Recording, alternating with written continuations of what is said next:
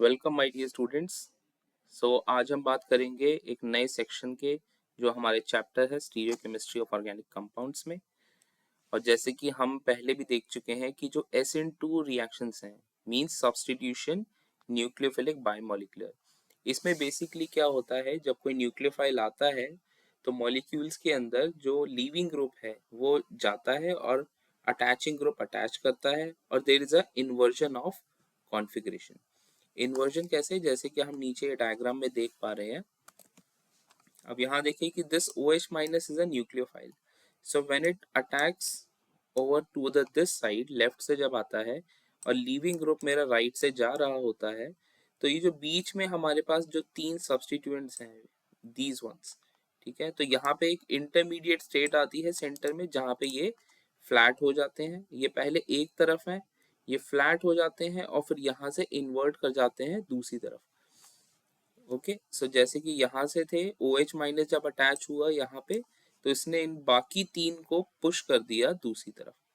Okay, सो यहाँ पे अब क्या हुआ, पहले मेरे पास माइनस फॉर्म था -2 ब्रोमो ऑक्टेन, अब इसका इन्वर्जन होके क्या बन गया, plus octane to all.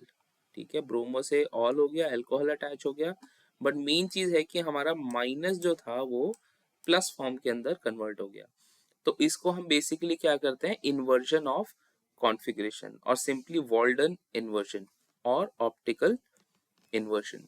Retention of configuration किसे कहते हैं, अगर मान लो SN1 रिएक्शन है जहाँ पे हमारे पास जो सबस्ट्रेट है, जो अटैचिंग है, वो एक ही साइड से हो रही है और उसी साइड पे रुकती है, ठीक है, देयर इज नो इन्वर्जन, तो यहाँ पे हम इस कॉन्फ़िगरेशन को क्या कहना है, रिटेंशन, रिटेंशन ऑफ कॉन्फ़िगरेशन। तो ब्रेकिंग और मेकिंग ऑफ बॉन्ड हमारी एक ही साइड से हो रही है, एक ही फेस से हो रही है, और वो एज इट इज हमारी प्रोडक्ट हमें दे रहा है, जहाँ पे कॉन्फ़िगरेशन जो है वो एज इट इज रिटेन्ड है, ठीक है, इसमें कोई भी चेंज नहीं आता है। तो जैसे हमारे पास दो फॉर्म्स होते हैं, प्लस फॉर्म होता है, माइनस फॉर्म होता है।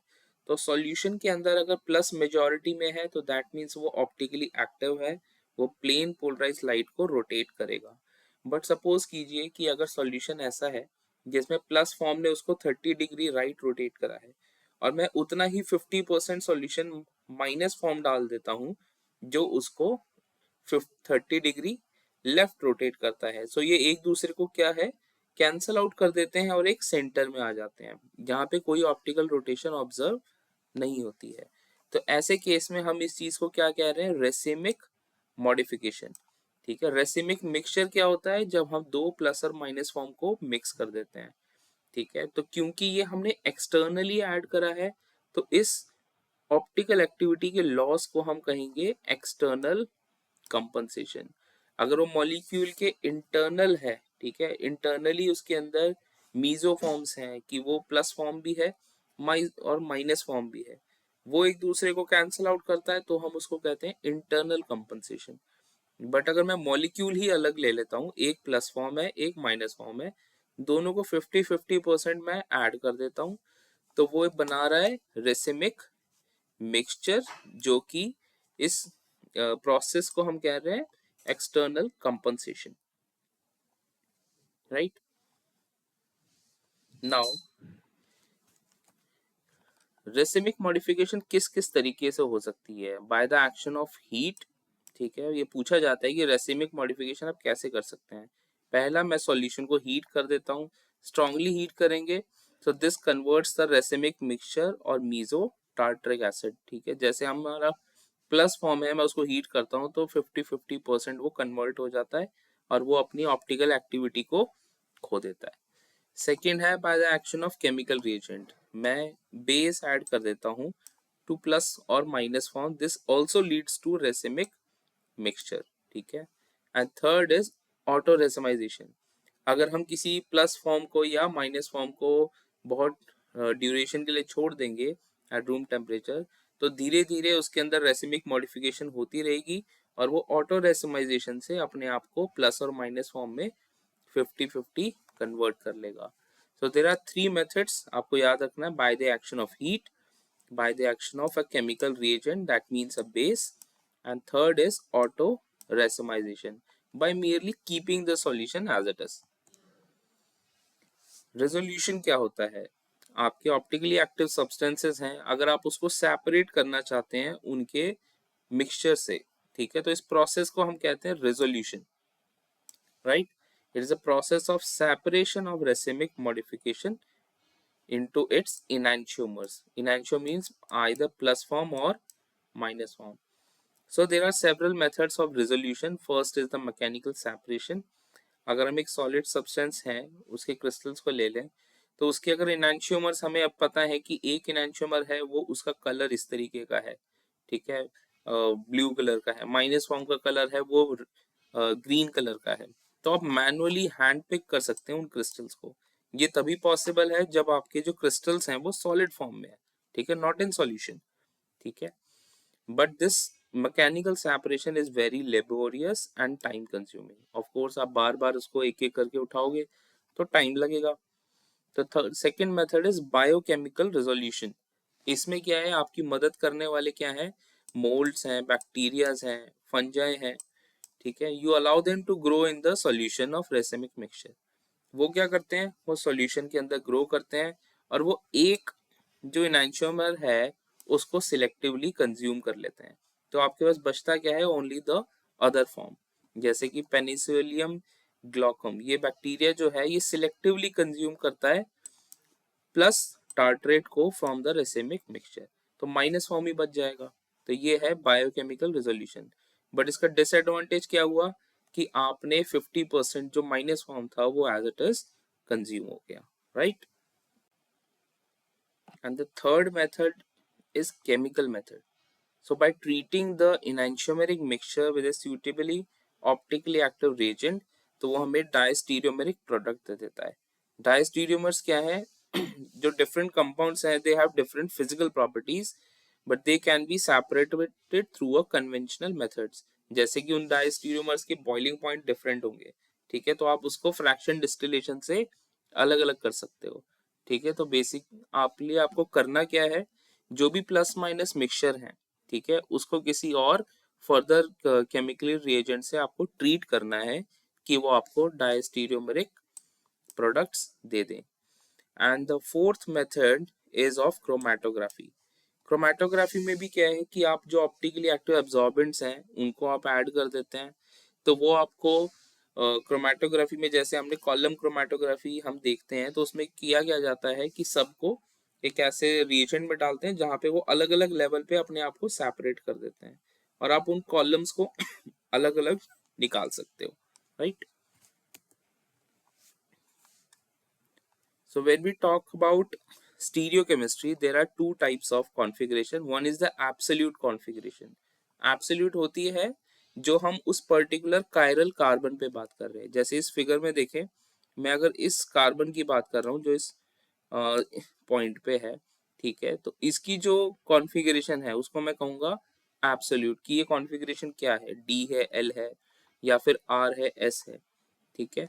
और रिलेटिव दूसरी होती है रिलेटिव कॉन्फ़िगरेशन। मींस कि इस पहले कार्बन का इस दूसरे कार्बन से क्या रिलेशन है, क्या ये सिस फॉर्म है या फिर ट्रांस फॉर्म है, तो ये है रिलेटिव। जैसे एब्सोल्यूट मैं एग्जांपल लेता हूँ कि मेरी कॉन्फ़िगरेशन है वो एक एब्सोल्यूट है, बट मैं अगर अपने आप को कंपेयर करता हूँ किसी और पर्सन से तो वो एक रिलेटिव हम कॉन्फ़िगरेशन की बात कर रहे हैं, राइट?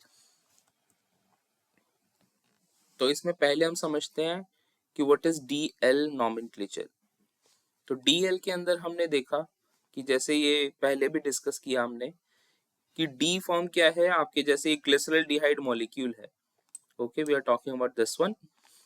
तो इसके अंदर अगर मेरा जो ओ OH है, अगर मेरे को इस कॉन्फ़िगरेशन को इस तरीके से लिखना है कि जो मेरा मोस्ट ऑक्सीडाइज्ड कार्बन है, जैसे यहाँ पे हमारा CHO है, दूसरी तरफ CH2OH है, तो मोस्ट ऑक्सीडाइज क्या है, अल्कोहल से ज्यादा ऑक्सीडाइज क्या होता है, एल्डिहाइड। एल्डिहाइड से ज्यादा ऑक्सीडाइज क्या होता है, कार्बोक्सिलिक एसिड, ओके। तो मोस्ट ऑक्सीडाइज्ड फॉर्म जो है वो मेरा टॉप पे लिखा जाना चाहिए, ठीक है। अगर वो टॉप पे लिखा है उसके बाद मैं देखता हूँ कि ये जो हॉरिजॉन्टल एक्सिस है, ठीक है, इस पे अगर मेरा जो OH ग्रुप है, if it is on the right hand side we call it as D, if it is on the left hand side we call it as L, okay। तो ये जब कॉन्फ़िगरेशन हो उसमें कैसे डी और L निकालना है, जैसे हमने ऑप्टिकली एक्टिव तो समझा था कि उसने लाइट को रोटेट किया राइट की तरफ, तो हम उसे कह रहे हैं डी, और लाइट को अगर लेफ्ट की तरफ रोटेट किया हमने कहा एल।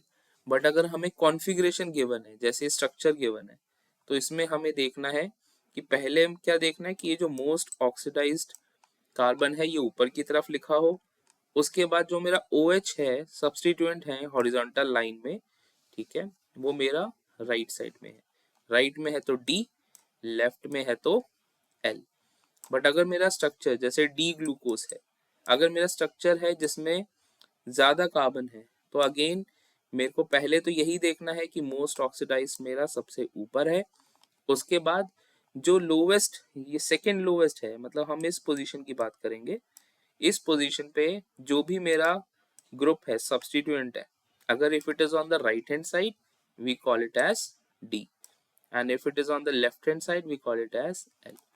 जैसे यहाँ पे एलानिन है, एलानिन के अंदर मोस्ट ऑक्सीडाइज्ड कौन सा है, COOH, हमने इसको लिखा, और मेरे पास जो सब्स्टिट्यूएंट था वो था लेफ्ट में, इसलिए हमने इसको क्या कहा, L alanine. Okay, so this is how you determine how we in nomenclature how we say one is D or other is L. Then you also have RS system of nomenclature, RS convention, इसको हम ये भी कहते हैं कान इनगोल्ड प्रीलॉग और simply RS convention. इसके अंदर कैसे हमने उस ये एक तरह की एब्सोल्यूट कॉन्फ़िगरेशन है, इसमें हम उस पर्टिकुलर कार्बन की बात करते हैं। तो हम जैसे जानते हैं कार्बन है वो 4 सब्स्टिट्यूएंट से जुड़ा हुआ है, अब उस 4 के अंदर हमें पहले प्रायोरिटी ग्रुप को आइडेंटिफाई करना होता है। मैं चारों को पहली प्रायोरिटी, दूसरी, तीसरी और चौथी 4 प्रायोरिटी दे देता हूँ। अगर ये प्रायोरिटी मेरी, मैं फोर्थ ग्रुप को अगर मैं इस तरीके से देख रहा हूँ कि मेरा जो सबसे लीस्ट प्रायोरिटी ग्रुप है वो मेरे इस कार्बन सेंटर के पीछे लाई करता है, और मैं बाकी 1 2 3 को देखता हूं कि वो मेरा एंटी क्लॉकवाइज घूम रहे हैं, एंटी क्लॉकवाइज घूम रहे हैं, that means we call it as L. ठीक है, तो इसको हम कहते हैं S, S means sinister meaning left. ठीक है, और अगर ये मेरा 1 2 3 जो है इसकी जो रोटेशन है, अगर ये मेरा क्लॉकवाइज है तो इसको हम कह रहे हैं R, R means rectus which means right. ठीक है, so L means anti clockwise और S means anti clockwise, R means clockwise. ये ध्यान रखना है, मुझे मॉलिक्यूल को ऐसे देखना है कि जो लीस्ट प्रायोरिटी ग्रुप है वो सबसे पीछे है, ठीक है, सबसे पीछे लाई कर रहा है और बाकी सारे मेरे आगे लाई कर रहे हैं, और मेरा उनको 1 2 3 जो है वो क्लॉकवाइज है या एंटी क्लॉकवाइज है। ठीक है, एग्जांपल्स देखते हैं। अब यहाँ पे हमारे पास जो है there are certain priority rules कि हमने 1 2 3 4 जो प्रायोरिटीज हैं कैसे देने हैं। तो सबसे पहला on the basis of atomic number of the atoms, जैसे यहाँ हम इसमें देख रहे हैं कार्बन के साथ ब्रोमीन है जिसका एटॉमिक नंबर सबसे ज्यादा है, उसके बाद आता है OH में से ऑक्सीजन जो डायरेक्टली अटैच्ड एटम है, हमने उसको देखना है। ठीक है, तो O, then we have C and then we have H। ठीक है, तो प्रायोरिटी हमारी हुई Br, OH, CH3 and H। Second rule है कि हेवियर आइसोटोप, अगर हमें कंपैरिजन दिया गया बिटवीन हाइड्रोजन एंड ड्यूटेरियम, तो जो आइसोटोप हेवियर है उसकी प्रायोरिटी ज्यादा होगी। ठीक है, in comparison to H। The third rule is atomic number of next element are used for assignment of priority. अगर मान लो दोनों मेरे सेम ही है, जैसे इस केस में देखें, पहला तो ऑक्सीजन ही है, एटॉमिक नंबर ज्यादा है, दूसरा होना चाहिए कार्बन, कार्बन यहाँ पे भी है यहाँ पे भी है, बट मैं इससे नेक्स्ट पे जाऊंगा, अगर मेरे को दोनों कार्बन कंपेयर करना होगा तो क्योंकि इन दोनों का एटॉमिक नंबर सेम है तो इसके बाद नेक्स्ट आता है हाइड्रोजन, बट यहाँ पे इसके पास क्या आ रहा है, कार्बन, 2 हाइड्रोजन है 1 कार्बन है, तो प्रायोरिटी किसकी जाएगी, इसकी। ठीक है, so first will be OH, second will be CH2 CH3 and then CH3 and then hydrogen. Okay, now same, अगर मेरे पास डबल डबल बॉन्ड या ट्रिपल बॉन्ड स्पीशीज है तो मैं उनको इस तरीके से ट्रीट करूंगा कि ये कार्बन जो है ये 2 कार्बन से अटैच्ड है। जैसे यहाँ पे क्या है, in between this one and this one, मेरा ये वाला है कार्बन, ये भी कार्बन है। तो अब मैं प्रायोरिटी के लिए नेक्स्ट एलिमेंट देखूंगा, यहाँ पे भी कार्बन है, यहाँ पे भी कार्बन है। बट क्या है, ये डबल बॉन्ड है, तो इसका मतलब हम इसको ट्रीट करेंगे कि इसके साथ 2 कार्बन अटैच्ड है इस तरीके से, जबकि इसके पास सिर्फ एक कार्बन ही अटैच्ड है। तो प्रायोरिटी किसको जाएगी, डबल बॉन्ड वाले स्पीशीज को, राइट। सिमिलरली अगर ट्रिपल बॉन्ड है तो उसको हम 3 कार्बन की तरह ट्रीट करेंगे, अकॉर्डिंगली प्रायोरिटी चली जाएगी। Now I am giving you these examples. हम जानते हैं कि जो हॉरिजॉन्टल वाले होते हैं वो क्या होते हैं, वो आपकी तरफ होते हैं। वर्टिकल वाले जो लाइंस होती हैं वो कहाँ होती हैं, पीछे होती हैं।